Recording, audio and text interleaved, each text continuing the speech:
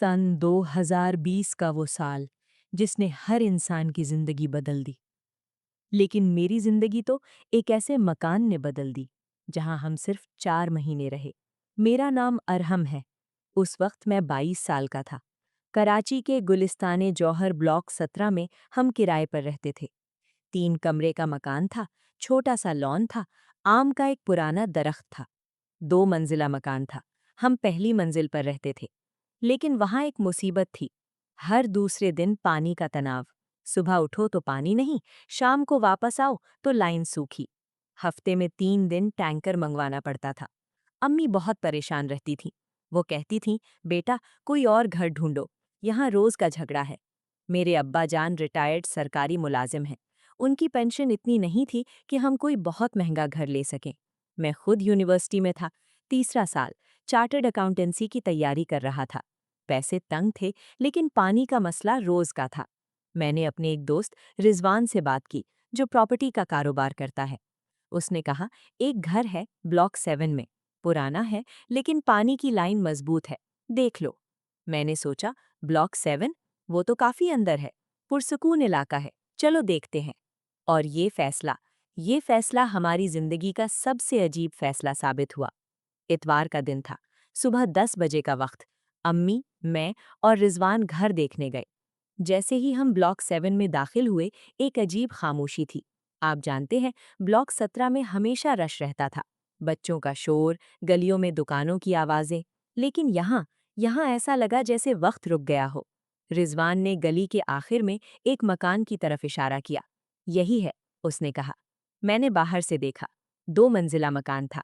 बाहर दरवाजे के बाईं तरफ एक क्यारी बनी थी और उसमें आम का एक पुराना दरख्त था। दरख्त इतना बड़ा था कि उसकी शाखें पहली मंजिल की बालकनी तक पहुंचती थीं। सीधे हाथ पर एक और क्यारी थी, जहां पौधों की जगह अब सिर्फ सूखी झाड़ियां थीं। मकान पीले रंग का था, पलस्तर उतर चुका था कई जगहों से, लेकिन उसमें एक कदीम खूबसूरती थी। रिजवान ने बताया कि ग्राउंड फ्लोर खाली है।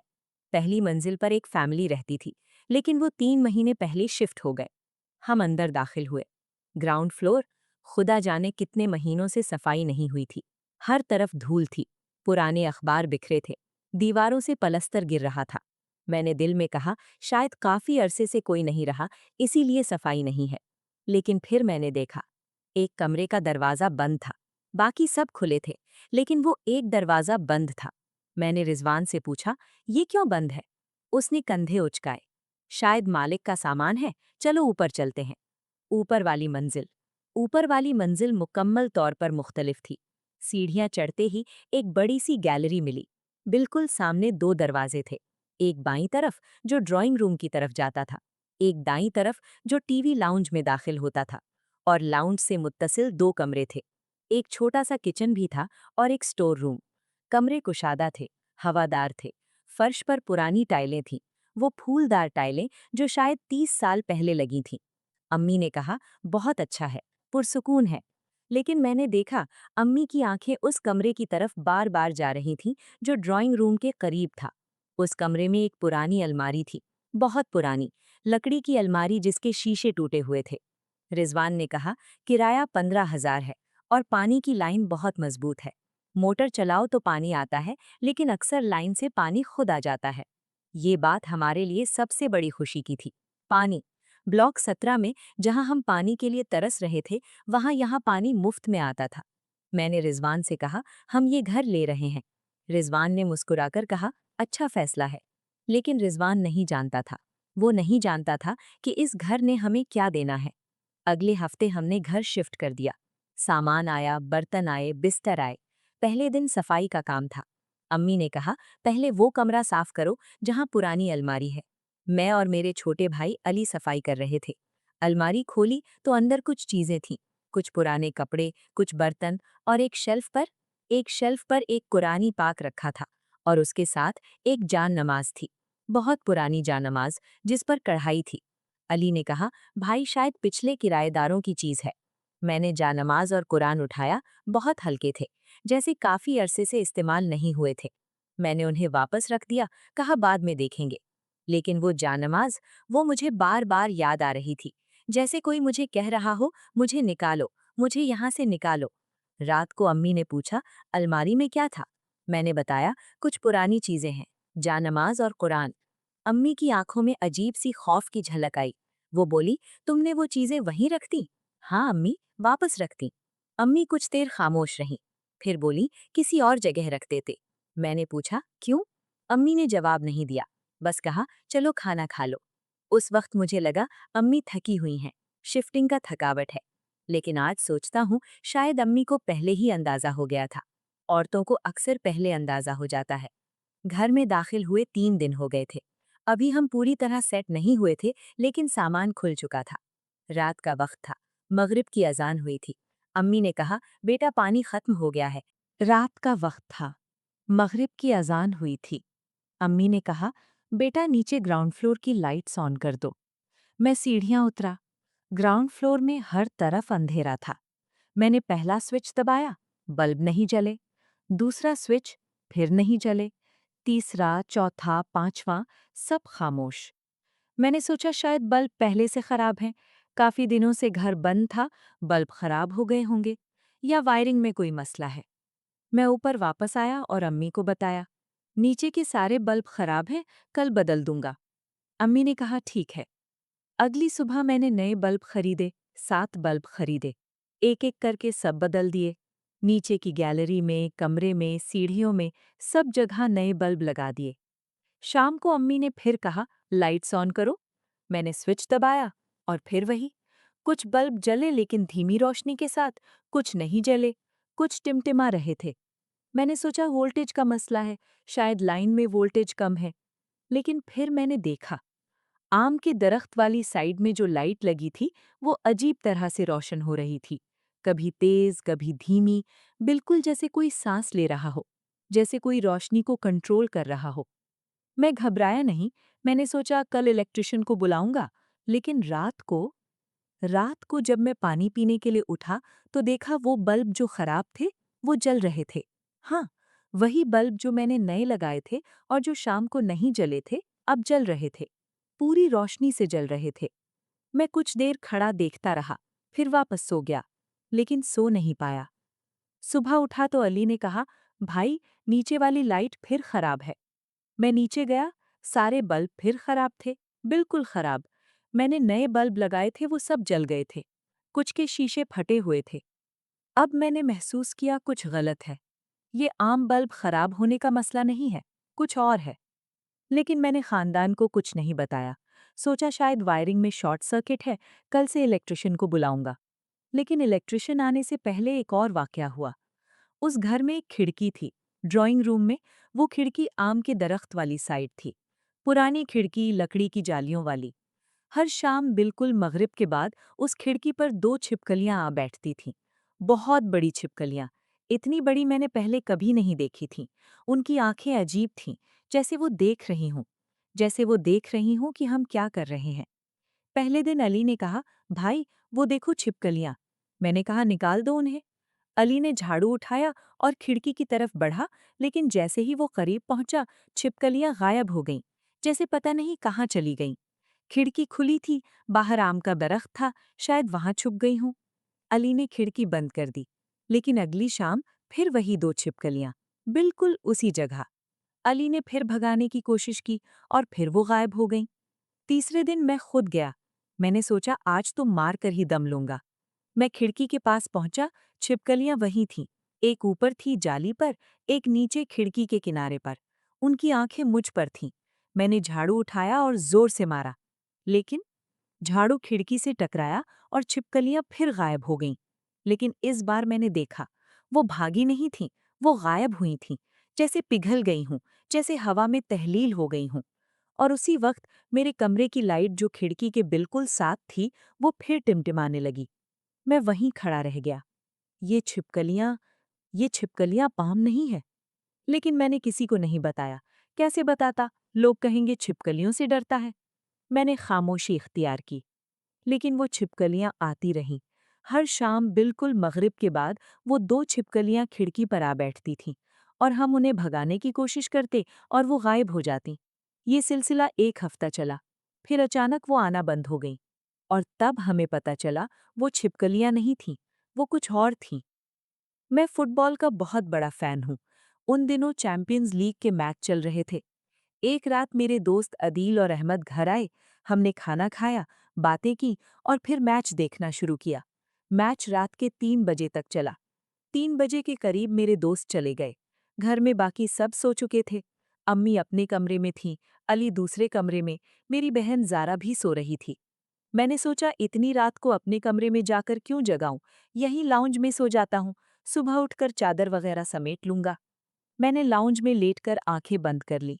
नींद आ गई, लेकिन कितनी देर सोया पता नहीं। अचानक मुझे महसूस हुआ कि कोई मुझे देख रहा है। आपको पता है, जब कोई आपको घूर रहा हो तो आंखें बंद होने के बावजूद महसूस होता है। मैंने आंखें खोली। अंधेरा था। लाउंज में बिल्कुल अंधेरा। सिर्फ बाहर गली से आने वाली धीमी रोशनी थी, सिर्फ बड़ी हल्की सी। मैंने गर्दन घुमाई, ड्राइंग रूम की तरफ देखा और फिर मैंने देखा, वहां सोफे पर एक शख्स बैठा था, बिल्कुल साकित, एक पत्थर की मूर्ति की तरह। मैंने आंखें बंद की और फिर खोली। वो अभी भी था, लेकिन मैं हिल नहीं सका। मेरा जिस्म मफलूज हो गया था। मैं देख रहा था, लेकिन हरकत नहीं कर सकता था। वो शख्स, उसका कद बहुत लंबा था, उसकी शक्ल धुंधली थी, लेकिन मैं देख सकता था कि वो मेरी तरफ देख रहा है, मेरी आंखों में देख रहा है। पता नहीं कितनी देर ये सिलसिला चला। 1 मिनट, 5 मिनट, आधा घंटा। फिर अचानक मैंने महसूस किया कि मैं हरकत कर सकता हूँ। मैंने फौरन आंखें बंद कर लीं।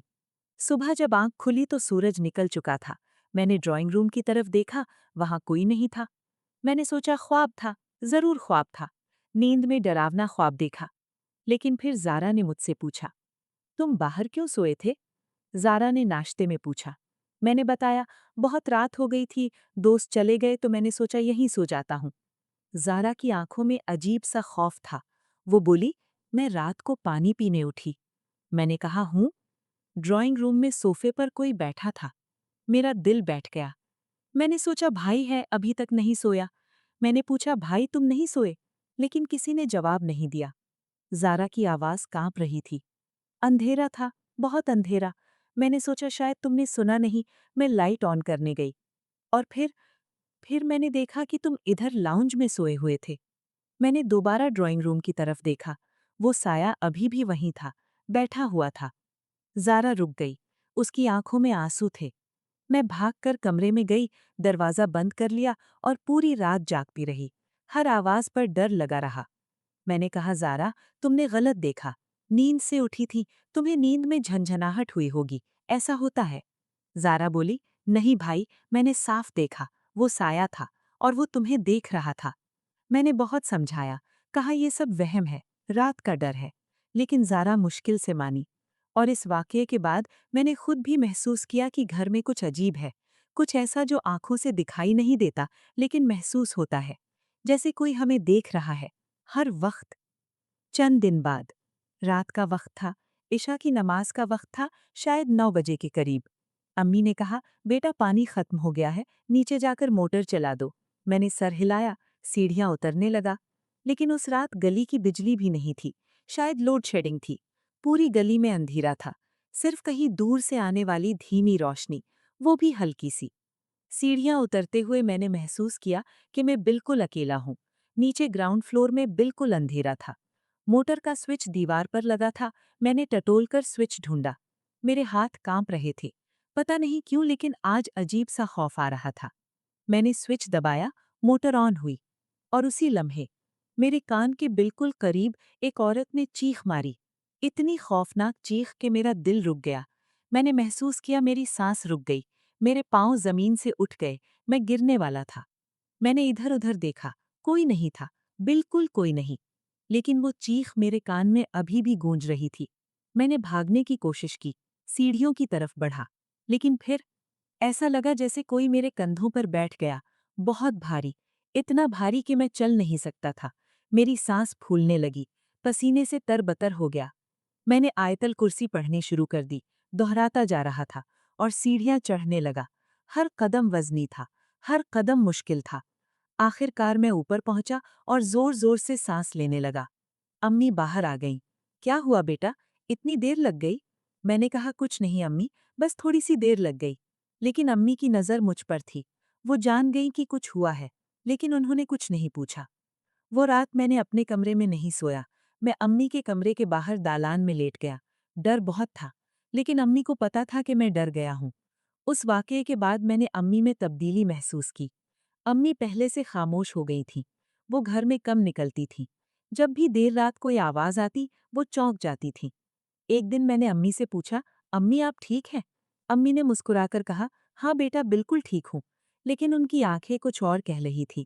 رات کو میں نے دیکھا امی اپنے کمرے میں نہیں سو رہی تھی، وہ میرے اور علی کے کمرے کے باہر دالان میں لیٹی تھی، جیسے وہ ہمیں دیکھ رہی ہوں، جیسے وہ کسی سے بچا رہی ہوں۔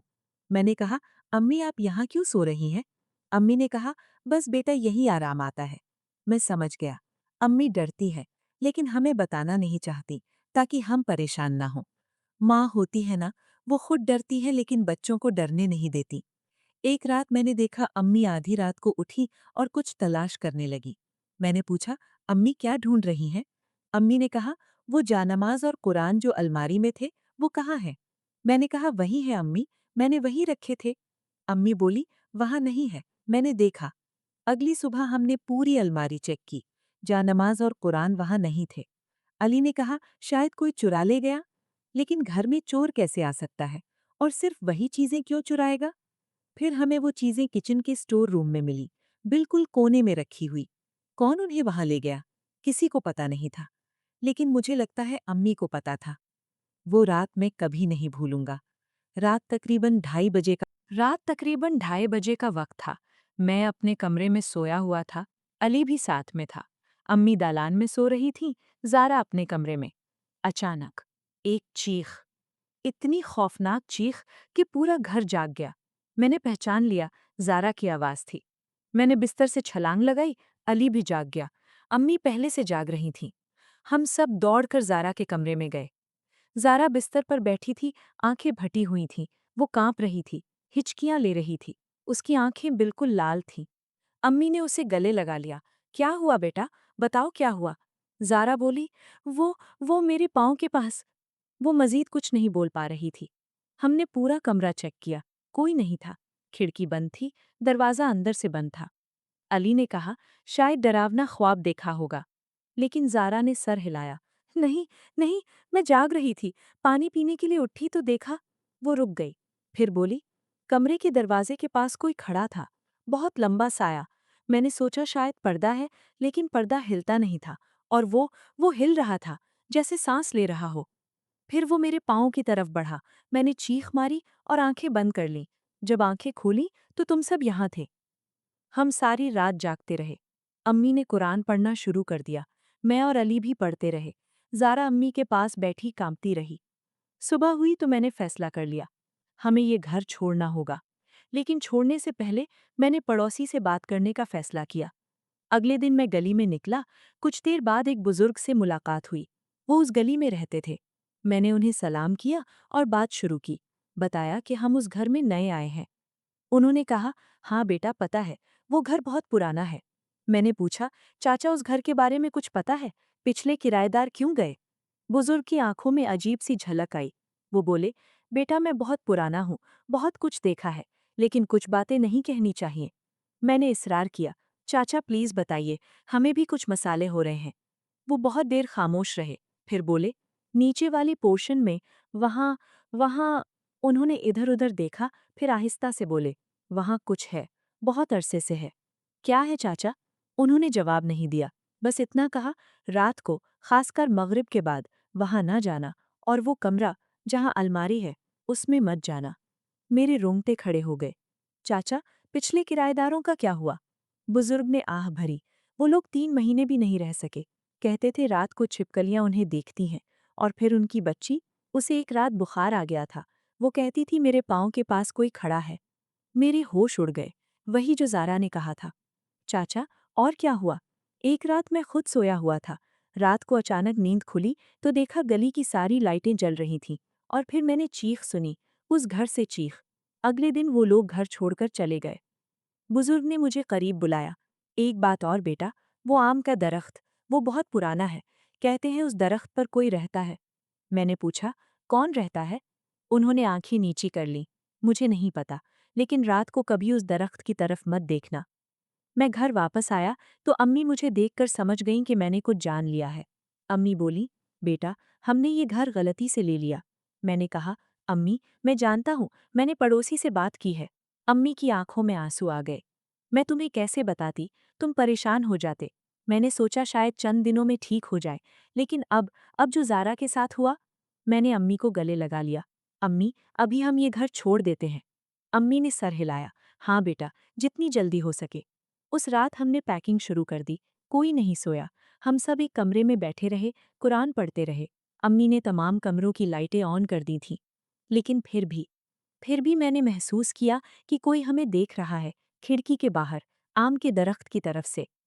रात तकरीबन 3 बजे मैंने देखा कि ड्राइंग रूम की लाइट टिमटिमा रही है। फिर बंद हो गई, फिर ऑन हुई, फिर बंद, फिर ऑन। अली ने कहा, भाई वो लाइट। मैंने कहा, मत देखो उसे। लेकिन वो टिमटिमाती रही पूरी रात। सुबह हुई तो हमने फौरन रिजवान को फ़ोन किया। उसने एक और घर ढूंढ दिया। उसी दिन हमने सामान उठाया। जब हम घर से निकल रहे थे, मैंने आम के दरख्त की तरफ देखा। और फिर मैंने देखा, दरख्त की एक शाख पर 2 छिपकलियां बैठी थीं, हमें देख रही थीं। आज वो वाकया हुए 3 साल गुजर गए। हम अब दूसरे घर में रहते हैं। ये घर बिल्कुल नॉर्मल है, कोई अजीब बात नहीं होती, कोई टिमटिमाती लाइट नहीं, कोई छिपकलियां नहीं, कोई साया नहीं। लेकिन लेकिन कभी कभी जब रात को नींद नहीं आती तो मैं उस घर के बारे में सोचता हूँ। वो चीख जो मेरे कान में गूंजी थी, वो बोझ जो मेरे कंधों पर था, वो साया जो मेरी बहन के पाँव के पास खड़ा था। क्या वो सब वाकई हुआ था या ये हमारा वहम था? कभी कभी मुझे लगता है शायद हमने डर कर घर छोड़ दिया, शायद वहां कुछ नहीं था। लेकिन फिर मुझे ज़ारा की वो आंखें याद आती हैं, वो खौफ जिसने उसकी आंखों में था, वो डर जिसने उसे पागल कर दिया था। और फिर मुझे यकीन हो जाता है, वो घर खाली नहीं था, वहां कोई रहता था। आज भी जब कभी मैं ब्लॉक 7 से गुजरता हूँ तो उस गली में नहीं जाता, डर लगता है। लेकिन कल कल मैंने एक ख्वाब देखा। मैंने देखा कि मैं वापस उस घर में हूँ। आम का दरख्त वहीं है, खिड़की खुली है और अंदर ड्राइंग रूम में कोई बैठा है, मेरा इंतजार कर रहा है। मेरी आंख खुल गई, पसीने में तरबतर था। और फिर मैंने महसूस किया, कमरे में अंधेरा था, लेकिन मेरे पाँव के पास कुछ खड़ा था। मुझे यकीन था। मैंने आंखें बंद कर ली और आयतल कुर्सी पढ़ने लगा। जब आंखें खोलीं तो सुबह हो चुकी थी। लेकिन मुझे पता है, वो अभी वहां है, मेरे पीछे, मेरे साथ, कहीं ना कहीं, कभी ना कभी वो आएगा, हम सब के पास। कभी कभी खाली घर भी भरे होते हैं, मगर पता नहीं चलता किससे। रात को जब लाइट टिमटिमाए तो समझ जाना कोई तुम्हें देख रहा है। दोस्तों, अगर आपको ये कहानी पसंद आई हो तो लाइक करना मत भूलिएगा।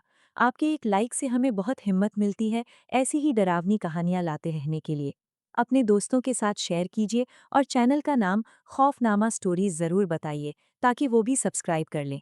अगली कहानी में फिर मुलाकात होगी, तब तक के लिए खौफनाक रातें और मुबारक।